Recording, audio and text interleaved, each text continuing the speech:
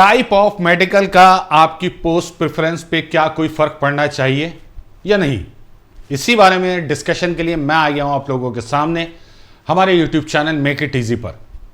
देखिए बच्चों, फॉर्म आप लोगों ने भरना स्टार्ट कर दिया होगा। मेरी राय अभी भी यही है कि 1-2 दिन और 2-3 दिन आप एनालिसिस करें फॉर्म को अच्छे से, एक एक एस्पेक्ट को, जो इंफॉर्मेशन आप तक पहुंच रही है उन इंफॉर्मेशन को ग्रैस्प करके उसके बाद फॉर्म भरिएगा, क्योंकि फॉर्म भरने में कोई गलती ना हो, यह बहुत ज्यादा इंपॉर्टेंट है।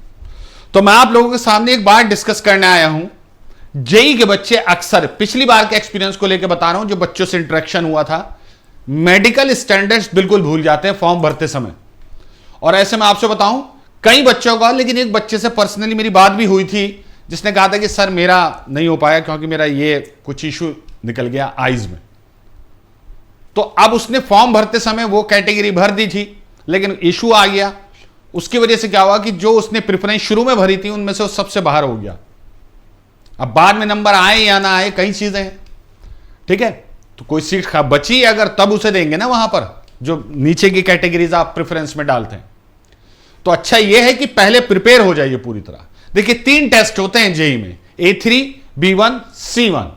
A3 में क्या होता है बच्चों कि डिस्टेंस विजन 6/9 का होना चाहिए, विद और विदाउट ग्लास, सबसे बड़ी बात। और पावर ऑफ लेंस जो है, अगर आपकी ग्लास लगा हुआ है, पावर ऑफ लेंस आपका किसी भी हालत में बच्चों याद रखना 2 डायोप्टर से ज्यादा ना हो, 2 डायोप्टर से ज्यादा ना हो बच्चों, याद रखिएगा ये, ठीक है। 2 डायोप्टर तो 6/9 आपको दिखना चाहिए विद और विदाउट ग्लास। इट्स ओके अगर ग्लास लगा हुआ है, आपके ग्लासेस लगे हुए हैं, इट्स ऑल राइट, लेकिन पावर जो है लेंस की 2D से ज्यादा ना हो। उसके बाद नियर विजन आपका बच्चों SN 0.6 विद और विदाउट ग्लास। आपके ग्लासेस जो हैं वो आपके 0.6। अब यहां पर पावर नहीं, अब जाहिर सी बात है नियर विजन पे पावर वो जो है कंसीडर करके चल रहा है, लेकिन आपको टेस्ट मस्ट पास करना है। मस्ट पास टेस्ट किस किस के लिए बच्चों? कलर विजन, इसका टेस्ट, बाइनोकुलर विजन, ठीक है, आपकी दोनों आंखें सही प्रोसेस कर रही है ना, इमेज कुछ भंगापन तो नहीं है। नाइट विजन, ठीक है, रात का विजन कैसा है आपका। मिजोपिक विजन, ठीक है, दिन और रात के विजन में आपके कुछ डिफरेंस तो नहीं है। ये सारे टेस्ट आपको मस्ट पास करने, ये मस्ट कंडीशन है। B1 में क्या है बच्चों? डिस्टेंस विजन 6/9, 6/12 है बच्चों, विद और विदाउट ग्लासेस, ठीक है। अब यहां पर पावर थोड़ी ज्यादा भी चलेगी, 4 डायोप्टर की पावर का लेंस आपका है तो कोई इशू नहीं है, अप टू 4 डायोप्टर, ठीक है। नियर विजन 0.6 वही बच्चों, ठीक है, विद और without glass. When reading and close work is required, जब आप कुछ पढ़ रहे हैं पास करके या कुछ काम कर रहे हैं तब 0.6 से ज्यादा ना हो बच्चों, याद रखें। नियर विजन इसमें भी मस्ट पास है, वही colour vision, binocular vision, night vision, mesopic vision, ठीक है। C1, ठीक है, C1 में डिस्टेंस विजन 6/12, 6/18 का है बच्चों, विद और विदाउट ग्लास। यहां पे पावर नहीं दी गई, कितनी भी पावर का ग्लास हो 6/12, 6/18 आपका होना चाहिए बच्चों, ठीक है। 0.6 है बच्चों आपका क्या?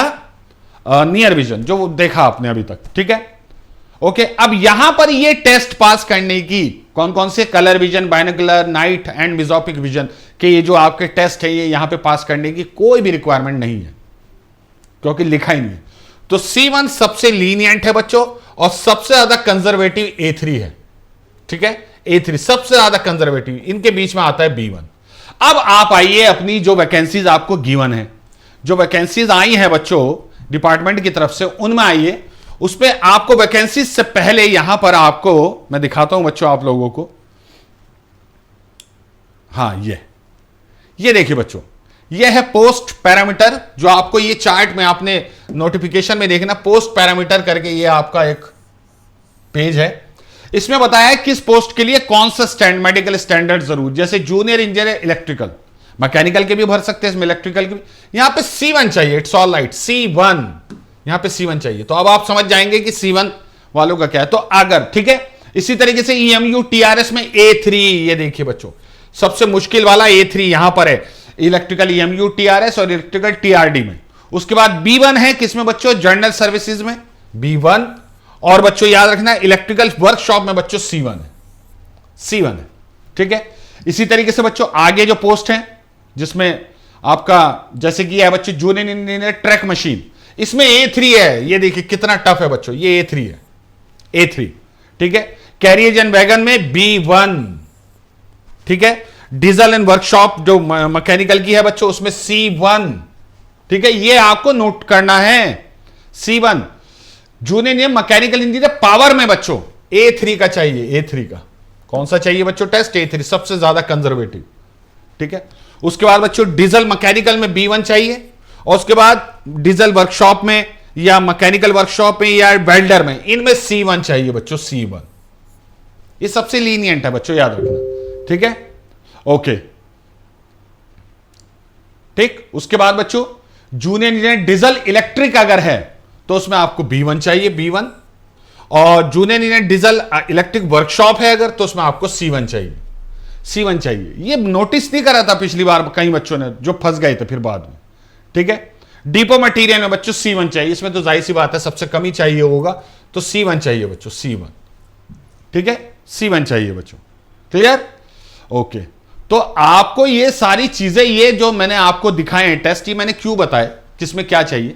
आपको क्या करना है, फॉर्म भरने से पहले अपनी सारी जांच किसी गवर्नमेंट हॉस्पिटल से करा लीजिए, ज्यादा खर्चा नहीं होगा, गवर्नमेंट हॉस्पिटल से ही कराइएगा। जो बच्चे कैपेबल हैं खर्च करने में, वो प्राइवेट हॉस्पिटल से भी करा सकते हैं।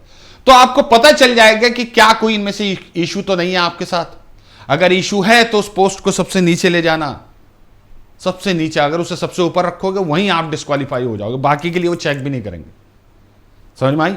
तो आप अपना इशू नोट करके अकॉर्डिंगली, टेस्ट के अकॉर्डिंगली अपनी पोस्ट प्रेफरेंस भरिएगा। आपके लिए कोई ऑप्शन वो नहीं है, ऑप्शन जिन बच्चों के साथ इशू आएंगे उनके लिए कोई ऑप्शन नहीं है कि घर से दूर, घर के पास, सैलरी ज्यादा सैलरी कम, या फिर जहां पे वैकेंसी ज्यादा वहां पे वैकेंसी कम। नहीं, आपको अपने सब डिपार्टमेंट के अकॉर्डिंगली, उसमें आप ये भी नहीं देख सकते मुझे तो यार कैरियज वैगन में जाना था, मुझे वर्कशॉप में जाना था। नहीं, आप अकॉर्डिंगली अपनी फिर उसके बाद प्रेफरेंस भरें, याद रखिएगा बच्चों।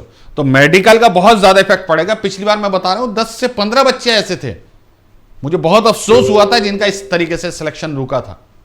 तो प्लीज आप लोग पहले अपनी जांच करा लीजिए, आपको पता चल जाएगा कि कोई इशू है या नहीं। अगर नहीं है then very good it is. और उसके बाद आप किसी भी तरीके से, उसके बाद आप लोगों के पास बहुत सारी चॉइसेस हैं कि आप सैलरी के अकॉर्डिंग भरना चाहते हैं, घर के आसपास भरना चाहते हैं, नंबर ऑफ वैकेंसीज के अकॉर्डिंग भरना चाहते हैं, कैसे। तो आप उस जोन भी सेलेक्ट कर पाएंगे, पोस्ट प्रेफरेंस भी अच्छे से दे पाएंगे, ठीक है।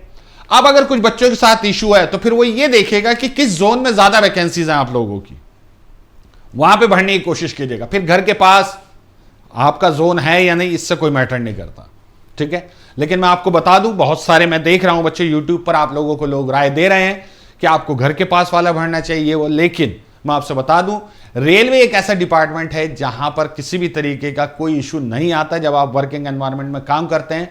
ऑल ओवर इंडिया लगभग एक ही जैसे इंप्लॉय हैं लगभग, ठीक है।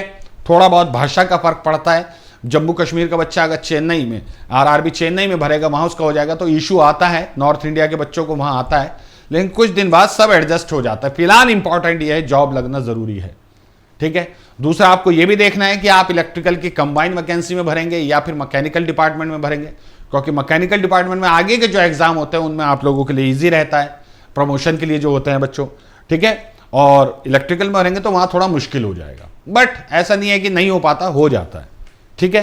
तो ये वीडियो मैं आप लोगों के सामने लेकर आया, इसको अच्छे से ध्यान से देखिए और अपनी ये सारी जांच करा लीजिए एक बार, उसके बाद फॉर्म भरिएगा। जल्दी मत कीजिए, अभी टाइम है 1 महीने का, आप कभी भी फॉर्म भर सकते हैं। तो ध्यान से सोच समझ के फॉर्म भरिएगा। Thank you very much.